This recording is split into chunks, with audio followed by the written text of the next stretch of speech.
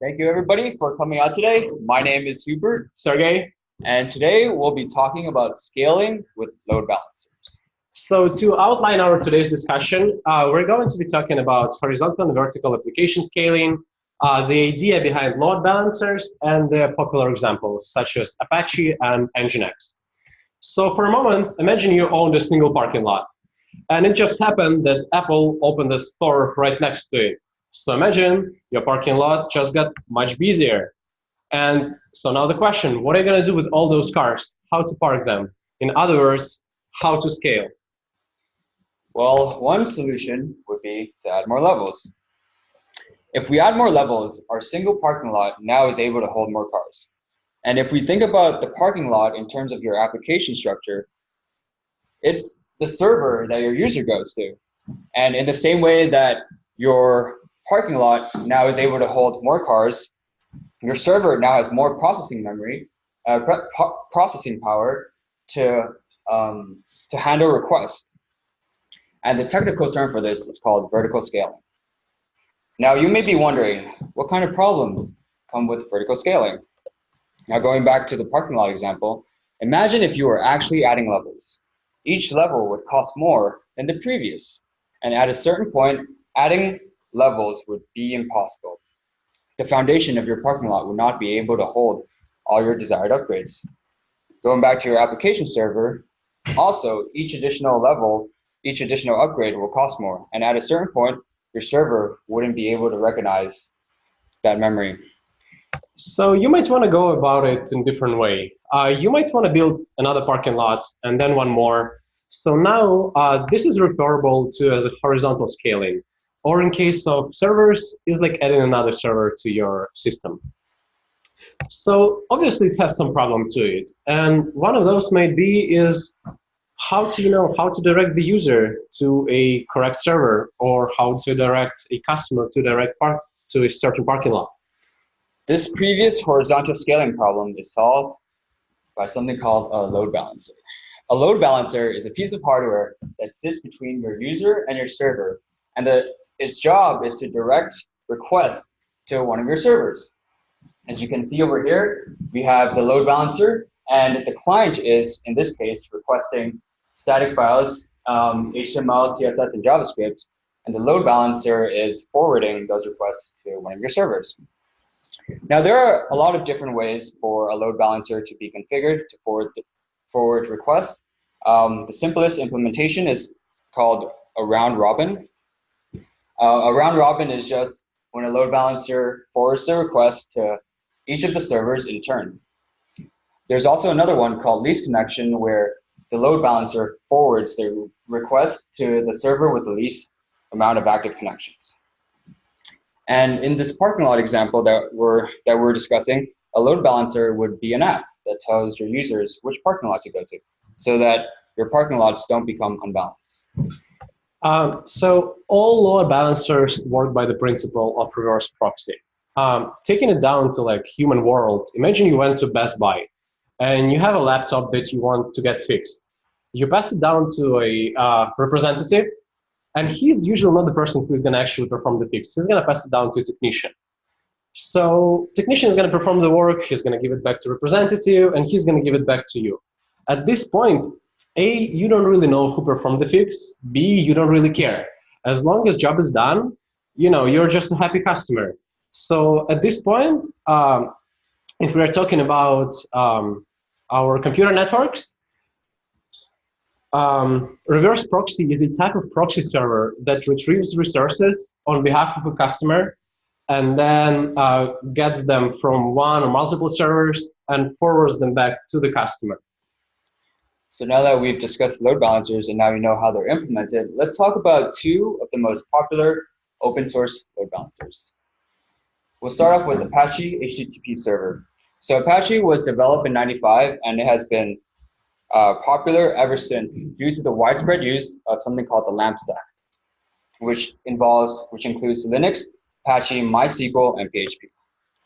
In terms of handling requests, the latest version of Apache uses something called a multi-processing modules, or NPM. NPMs are responsible to binding to the network port, accepting HTTP requests, and then dispatching children to handle those requests. And each NPM handles requests differently, which makes Apache flexible. And now let's talk briefly about these NPMs, these different NPMs. The first one is called a pre-fork NPM. It launches multiple child processes that handle one connection or one thread at one time. But as you can see in the chart, it consumes a lot of resources. But it could still be used in older websites that require stability and compatibility. The next one is called a worker NPM. It generates multiple child processes that are able to handle multiple threads, as opposed to the pre-fork, which only handles one thread at one time. And the last one that's not on here because it's very recent is called the event NPM, which was recently released as of Apache 2.4, which is and it's very similar to the worker NPM, but it's optimized to handle a connection as long as the connection is live. And worker and event NPMs are good for handling large loads. Besides having different NPMs, Apache has the built-in ability to parse numerous types of scripting languages, so it's truly flexible in handling your requests. However, as you can see from here, the market share for Apache is actually decreasing while Nginx is increasing. And why is that, you may ask? So now let's talk a little bit more about Nginx. Nginx works quite differently from Apache. The way it does it, it has a master process, and this master process can spin up multiple child processes. Each of those child processes can handle thousands of concurrent requests at the same time. The way it does it is it has non-blocking event-driven infrastructure. So if we're coming back to a Best Buy example, the way Apache used to do it in the past, it would literally kind of hire a new representative for each customer that's coming in. What this representative does, it takes your laptop, gives it to a technician, and waits. Does nothing until your laptop is finished. So at this point, once it's done, it's just going to pass it back to you. This was the way Apache worked in the past, and that's kind of the reason why Nginx started to gain so much popularity. Because on the other hand, how Nginx does it, it retrieves your laptop, passes it to the technician, and then just goes to the next customer, like logic, right? Next customer, and then once your laptop is ready, it's just going to pass it back to you. So it's not being blocked by an event which it has no influence on. So another thing which you might notice in here, it's called cache. So what Nginx might do as well is, if any of you is familiar with Redis, so your customer requests some information. And if at this point it's already cached on the proxy, it's just going to pass this information back without even bothering the server. Why Nginx is so good as well is because it's very simple configuration. You mind? So you would start with creating something called a server group. So let's say, simple example, we have only one server group, which is going to store our entire website. So you would pass it here into proxy pass, just the name of it. In here, you would provide the IP addresses of your servers, and you might give it some options. For example, you can give it a wait. What it means is that this server is going to be called n times more often than the others. Another option might be backup. It means that this server is not going to be processing any requests up until the point that one of your main server goes down, and then this one gets spin up. So as Hubert mentioned before, there are different configurations that might be given to your load balancers in terms of how to choose those servers. Because now we didn't choose any specific, it's going to go to default to round robin. So it's going to go to the first one, second, third, taking into account the weight. The other possibility, as we talked already, was least connection, and configuring it to use least connection is as simple as just passing it right here. Something we didn't talk yet, but it's very important, is called sticky sessions. So, for example, you have a commercial website, and your user has a bucket to which it stores all the products that it wants to purchase. And in some servers, you might want to keep this session information on the server. So the problem in this case is, what if your load balancer sends the user to a different location? What happens to a different server? What happens in this case? Pretty much the session information is lost. So the solution to this might be a different setting. It's called IP hash. So you guys already covered the data structures and you like hash tables. So it uses a hash function. You pass it the IP address, and based on this IP address, it's going to determine to which server to go. So the same user, if it returns from the same IP address, is going to be returned to the same server. And it's just one of multiple options. And there are actually many and many more. And if you guys want to learn more about them, just refer to us after the presentation. We'll be happy to share them with you. To recap, we learned about how to scale your application both horizontally and vertically. We said that vertical scaling is like adding more levels to a parking lot, and horizontal scaling is like adding additional parking lots.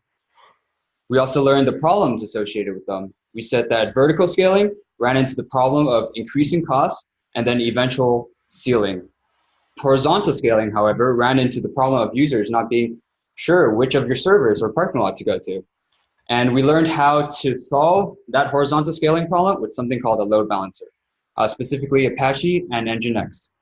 Apache being very flexible with its numerous process-driven modules, and Nginx being very fast with its event-driven non-blocking architecture. But in the end, everything we discussed will help you scale your application. Now it's up to you to choose which technology or technique best fits your application. Thank you.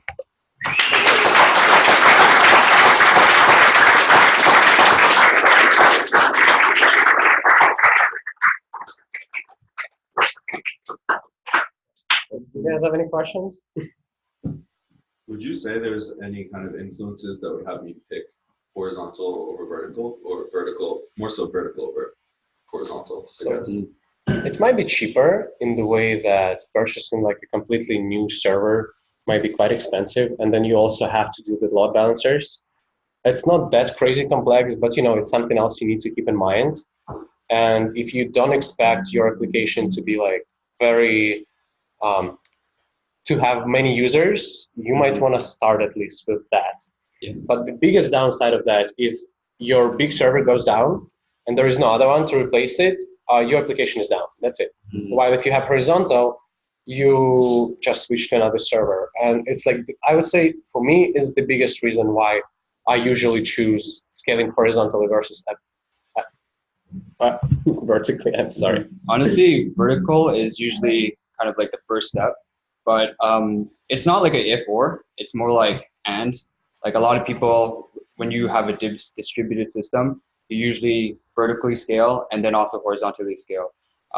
Because of the reason why, because Sergey said, if you only have one system and it fails, then you're done. So like going back to the parking lot example, it's like your parking lot gets shut down and none of your users like can park anywhere.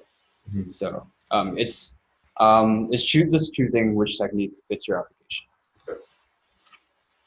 Anybody else? So with the rise of popularity of technologies like Kubernetes that kind of like manages like spinning up new servers for you, like do you have any predictions as to what will happen with popularity of like Apache or Nginx? I would say the more often nowadays trend is to move it to the cloud server. And at this point, you literally don't have to worry about it anymore because it's just going to scale for you. And I'd say for a regular company, it just gets not as important and as frequent question as before. Yeah, I don't think it's like a if or, because like usually like a lot of companies just use load balancers just in general. And as we move toward like cloud solutions and like as companies get better, they usually just implement it for you. So they'll already have a load balancer. So it's like not really something that you think about, but that's what happens under the hood.